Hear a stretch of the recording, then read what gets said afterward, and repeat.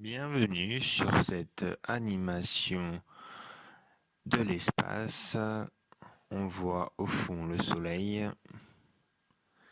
et si on va plus en détail, on voit la Terre. Voilà notre planète Terre.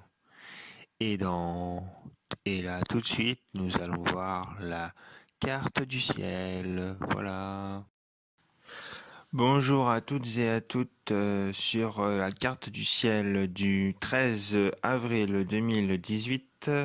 On va donc aller au coucher du soleil. Bien sûr, durant la journée, vous pouvez regarder le soleil, bien sûr avec un filtre solaire. Ne pas oublier, sinon vous risquez de graves conséquences. Ensuite, vers à peu près 8h30, même en allant jusqu'à 9h30, vous pouvez observer Vénus. Ensuite, une fois que Vénus est bien couchée, vers à peu près 10h30, vous pouvez observer Sirius, Bételgeuse, Aldébaran. Rigel devient de plus en plus difficile à regarder parce que proche de l'horizon mais ultime, donc voilà. Vous pouvez encore observer la nébuleuse d'Orion, mais dans quelques mois, ce ne sera plus possible parce qu'il fera encore jour. Dans un mois, il fera jour à cette heure-là et ce sera pas possible de regarder la nébuleuse. Donc profitez-en. Pareil pour les Pléiades. Vous pouvez contempler aussi la Voie lactée, mais ça, elle est visible tout le temps la Voie lactée, car on est dans notre galaxie tout simplement. Ensuite, en même temps, vous pouvez observer la galaxie d'Andromède, mais à ras l'horizon. Donc, si vous l'observez, il y aura peut-être beaucoup de turbulences. Vous pouvez observer des doubles amas, des nébuleuses, des amas.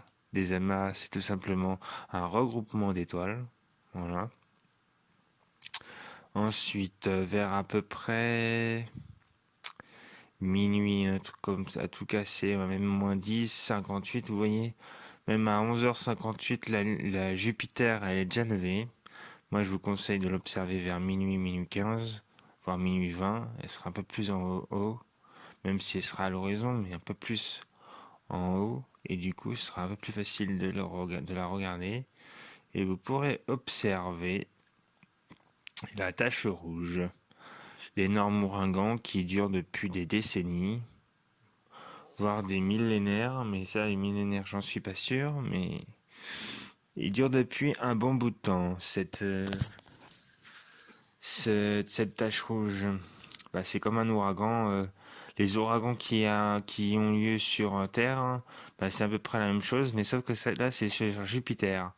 Et cet ouragan-là, il fait au moins 10 fois notre Terre. Donc, c'est vous expliquer la, la super planète que c'est, tout simplement. Voilà. Ensuite, autour, il y a des satellites de Jupiter, Europe, Io, Callisto, voilà, je nomme les principaux. Ensuite, vers à peu près 3-4 heures du matin, 2, 3, Antares est visible vers 3 heures du matin. Et ensuite, Saturne et Mars sont visibles vers à peu près 4h30 du matin, on va dire 5 heures du matin, pour avoir une bonne vision des planètes. Faut attendre 5 heures du matin pour voir Mars, Saturne, Antares et puis Jupiter qui est pas mal, qui est même très bien positionné. Voilà. Donc si le matin vous vous levez de bonne heure, bah, vous pouvez observer ces planètes et ces étoiles-là. Parce qu'il y a Altaïr aussi à observer. Et puis ce sera tout. Parce que tout simplement, pourquoi la Lune n'est pas visible en ce moment? Pourquoi? Parce que tout simplement, je sais même pas si on va la voir. Non, on la voit pas. On va. La vidéo va être un peu plus longue parce que je vais essayer de faire un truc. Voilà. À 7h31, la Lune se lève. Mais comme vous voyez, le soleil est là. Donc, on voit rien du tout. c'est la nouvelle lune et c'est normal. En fait, c'est le temps que la lune passe de l'autre côté du soleil pour venir de l'autre côté de la nuit. Quand la nuit va se coucher dans 3 4 jours, eh ben, on verra la lune de ce côté-là. Pour l'instant, elle est là. Faut qu'elle fasse le tour. Voilà. J'espère que vous avez aimé cette carte du ciel. Passez une bonne journée et moi je vous dis à demain. Merci à vous tous.